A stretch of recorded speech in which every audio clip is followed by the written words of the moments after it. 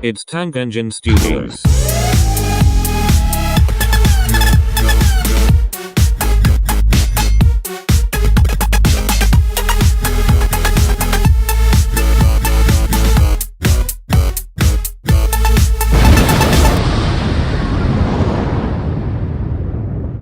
One day, George the steamroller was waiting for Percy to take him to a new workplace. George was being rude to Rheneas and Skarloey. You're just worn-out wheels on worn-out rails. You need rocks for your roads, replied Skarloey, and we're helping you. I need to flatten little engines in the scrapyards, retorted George. Then Percy arrived to take George away. He was still rebelling. Railways are no good. Turn them into roads.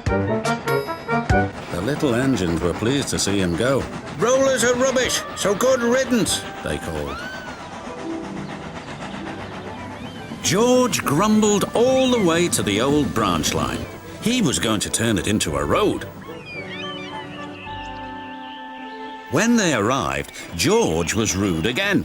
Bumpy ride on rotten rails. I'm glad it's over. So am I, said Percy. Huh, huffed George.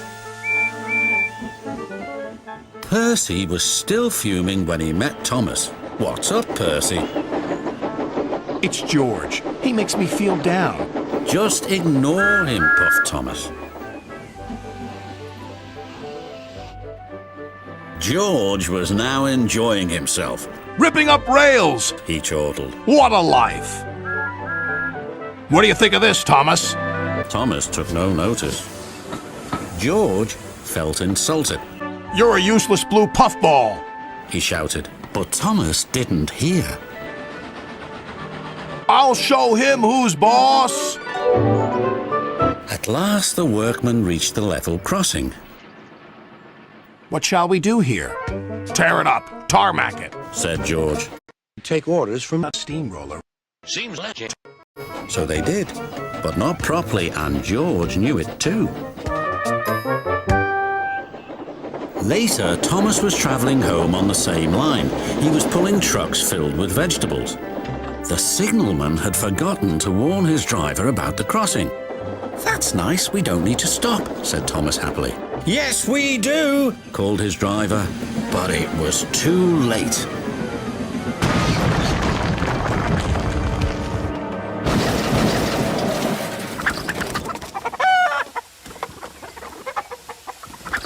Next day, Percy told Gordon all about George. Huh, snorted Gordon. You're just a small engine. That's why he's rude to you. He wouldn't dare cause me any trouble. George had been taken to some yards to work.